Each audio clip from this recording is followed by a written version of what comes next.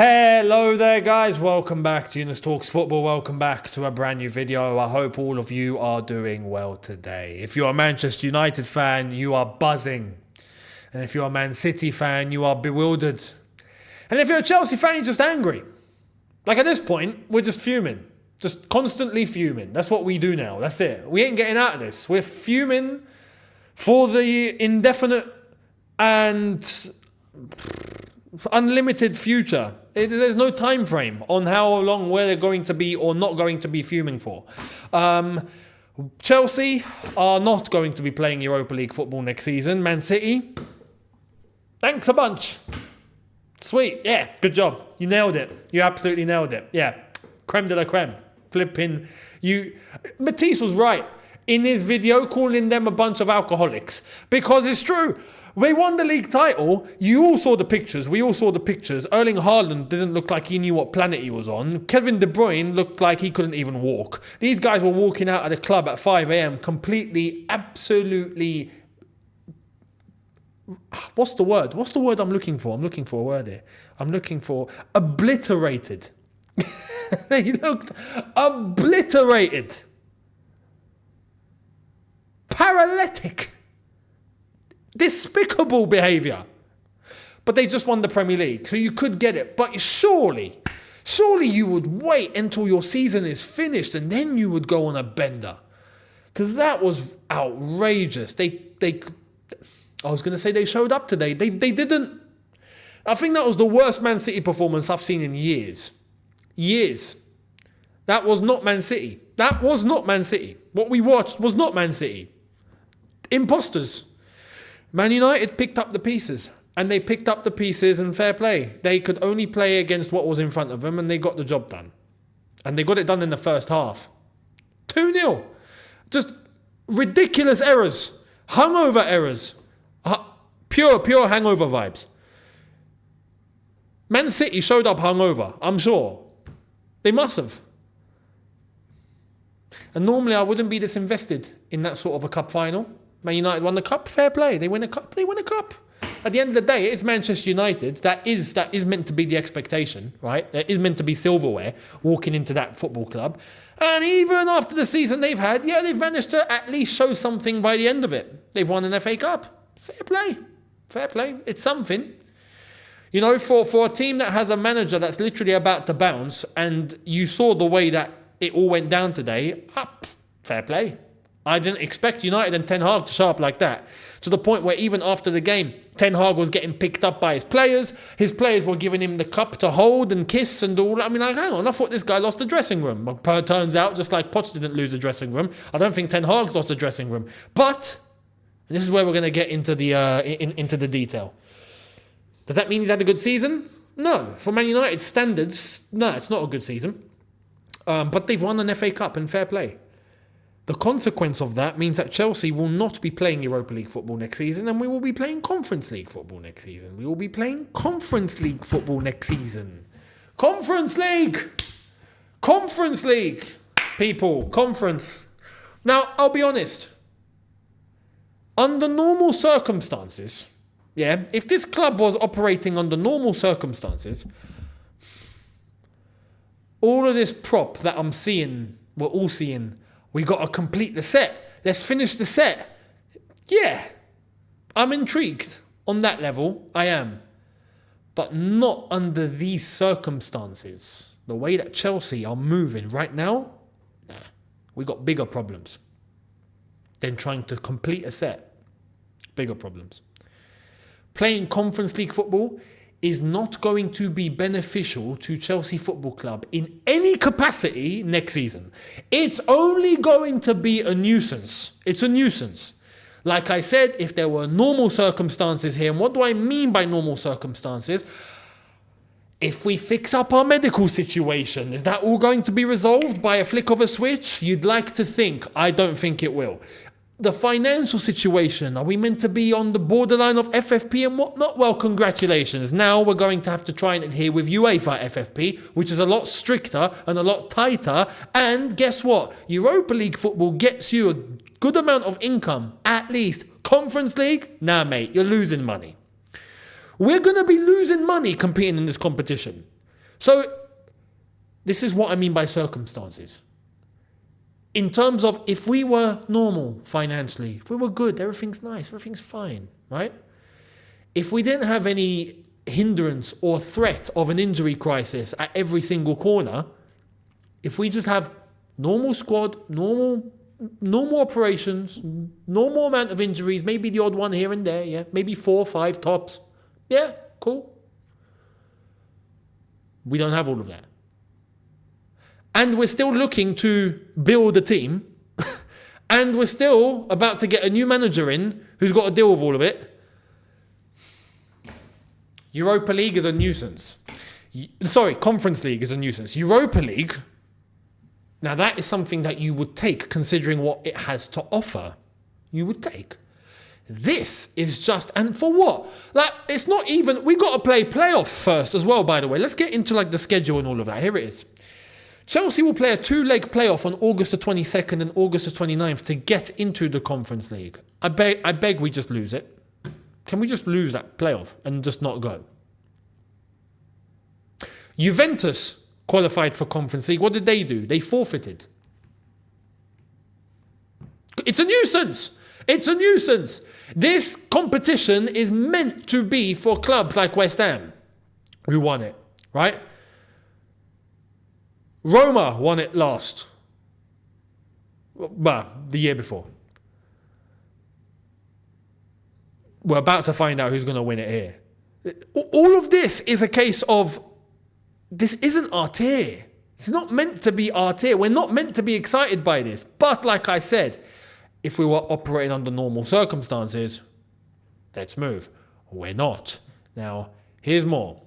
Official, Chelsea have qualified for the 24-25 Conference League. They will enter at the playoff stage.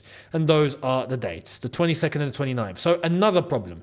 We are going to start off the Premier League season and immediately, we've got Europa Conference League to think about and we've got to go and play a playoff.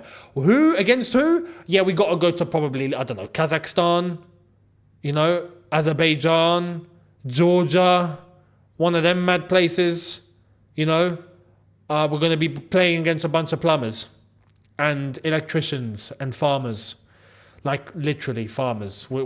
We mock teams for being in farmers leagues. We're going to be playing against actual farmers. Like actual farmers. Like they have herds. They have cows and sheep and chicken.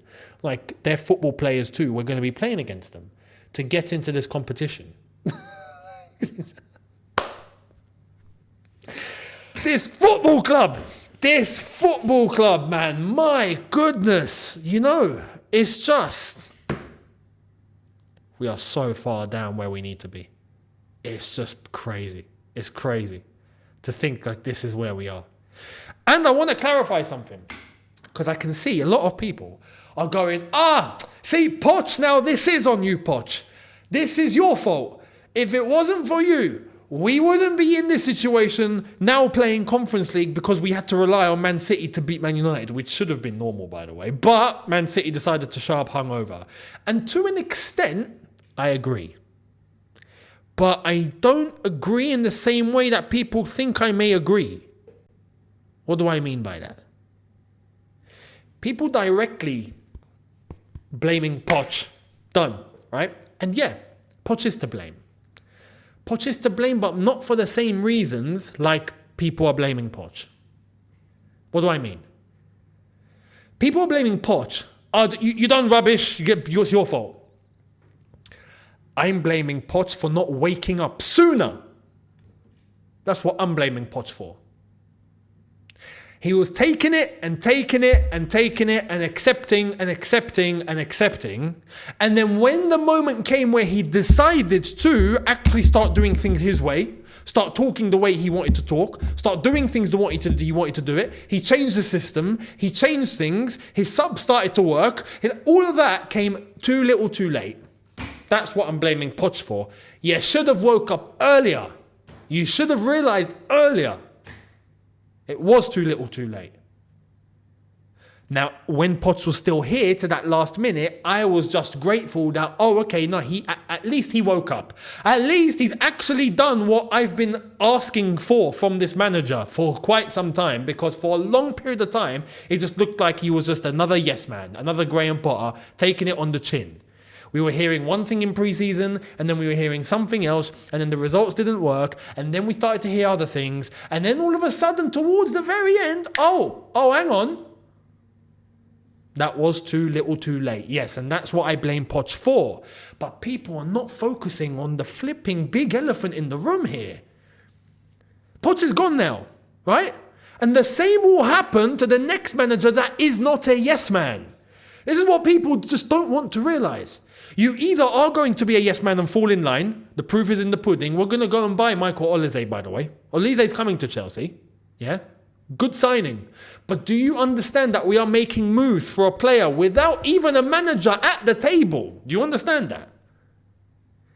I have no problem with collaboration where both parties hear each other out and come to a compromise and a collective decision on who to go and get and who to go and buy. No problem. The manager's at the table, right? And he's got an input. We're making moves without someone even at the table. It's not like we've got someone at the table and we've silenced them. No one's at the table. There's no gaffer. We are gafferless right now. Managerless. Head coachless. Chelsea, we're interested. We want to go and buy Michael Olise. Screw whoever's coming in. Whoever's coming in is going to have to come in and deal with that. Now, I'm not focusing on Michael Olise as an individual because I like the player and I think he'd kill it. I think he'd do really well. For me, that would actually be a good club signing. No problem. But it's the predicament they are setting here. The structure that they are setting is that the manager, you don't matter. So whoever's coming into the job will have to accept that. And if he doesn't accept that and he's going to voice his opinion, guess what? He's out the door too. That's my problem here. People don't want to know. Some people don't realise that. People don't realise that? Cool. Everyone's entitled to their opinion. No problem. I ain't going to force it. You do you. But we will find out along the way how it's going to be.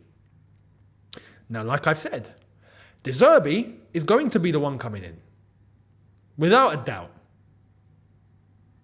I think he'll kick off. I think he'll get to a point and he'll kick off. And I'm saying it now.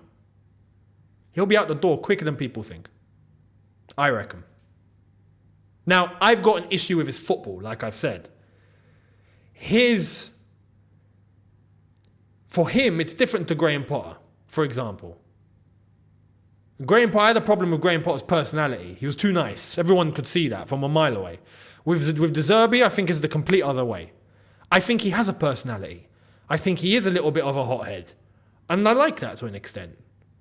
But I think his football's way too one-dimensional. I think he's so rigid. One way or no way. I think we're going to get another Ange Postecoglou here to an extent. It might work for a certain amount of time and then I think we'll get found out. One way or another. But it's going to be up to him to show what happens and try to prove me wrong, and I hope he does. If he walks into the Chelsea job, I hope he does. But his personality screams that this isn't going to work. It couldn't work at Brighton. We're trying to copy Brighton. We're trying to copy them. It didn't work over there because he wanted experience. Oh, lo and behold, you're coming into a club that doesn't do experience, by the way. So this is where I feel like people are not putting the pieces together, honestly. And we'll see what happens. But the problem with getting Conference League, relatively, Poch, absolutely, has a blame here. He woke up too late. Too little too late. But everyone's ignoring the main reason as to why we are even here talking about Conference League in the first place. Who hired Graham Potter? Who hired Poch? Who hired these directors? Who's hiring Zerbi? Who's doing all of this? Forget them. Nah. They're here to stay. We can't do anything. We're just what are you going to do? It's amazing the amount of people that think they don't have actual power. They don't have a voice. Or they don't want to say what they truly think. I find it crazy. But like I said, you do you, and I'll do me. Simple. Now, another implication as to why we've missed out on Conference League and what the effect is going to be. Let's get into it. Jordan Brand will not enter into a partnership agreement with any of the London clubs. Goes on to say, understand Jordan Brand will not enter into a partnership agreement with any of the London clubs, Chelsea and Tottenham, next season. From the beginning, the main goal of the US brand was the Champions League, according to sources. Jordan Brand is expected to return to talks with Chelsea after the season, but it's hard to be optimistic. The chances are close to zero. FOS, front of shirt or sleeve sponsor. Infinite Athlete's final role next season will depend on the course of negotiations with other potential sponsors. The next month should be crucial. So we've still not got a front of shirt sponsor sorted for next year. Infinite Athlete were meant to move from front of shirt to the sleeve. Next season, they're going to be on here. That was already done for a while. We've still not got a front of shirt sponsor through the door, right? We've got other teams that have already released their kits. They've already played in their kits for next season. Done. We still need to sort out a sponsor. Again. A second year running. Again. We've still not got anyone through the door. It goes to show that the amount of issues is insane. We'll see what happens. Maybe we'll end up with Bet365 or someone. Anyway, let's move. Here's more. Chelsea have offered Roberto De Zerbi a 3+1 year contract, and he will be announced early next week as new Chelsea manager. Now, this page is quoting themselves. Now, I don't know. I just thought I'd show you this. But there were other people who were saying the same thing, that it's going to be De Zerbi. It always has been De Zerbi. I'm sure a deal's already done. Behind the scenes, I bet it's already finished. It's already finished. Yeah.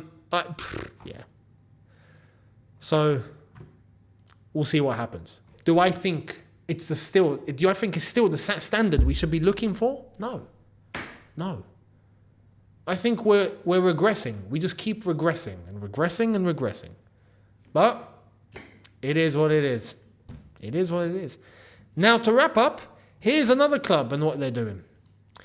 Napoli are now accelerating their move for Antonio Conte, and parties have never been this close to an agreement, reports Sky Italia. Good luck to Antonio Conte going back home, back to Italy. And why I mention this is because I think it could also work in Chelsea's favour in terms of the striker role.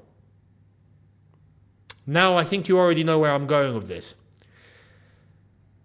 Lukaku heads one way, Osimhen comes the other. I think that's probably what's going to happen now. It sorts the problems for everyone. Napoli get Lukaku under Conte. He likes him. He's played with him before. Not a problem. Boom. Sorted. As part of the deal, Osimhen comes the other way. We might add a little bit of money on top of that, but nowhere near as much as what we would normally have to for someone like Osimhen. All the deals are done separately. And Napoli pay 37 million or whatever it is for Lukaku. And we trigger the release clause of Osimhen. And therefore, as a whole, in terms of net, we would probably pay about 65 million tops. So that's where I think it's going.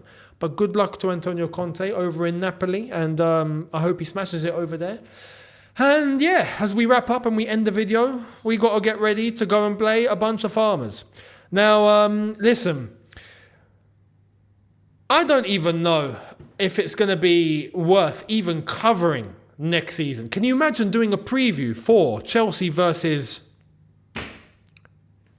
I'm trying to think of a flipping team. There are teams there that I've never heard of, you know?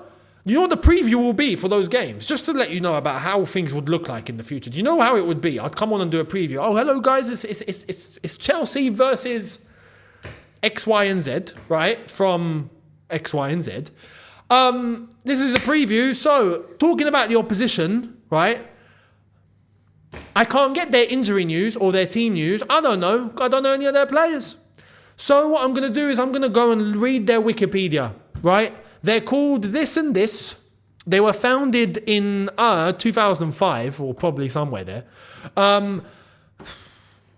Their stadium fits about 2,000 people, because that's the sort of team we're going to be playing. This is their first European competition ever. Yeah. Oh, and they've got someone that works as a postman. They've got someone that works as an electrician. They've got someone that works as a milkman. He brings milk to the team. That's what the preview is going to look like.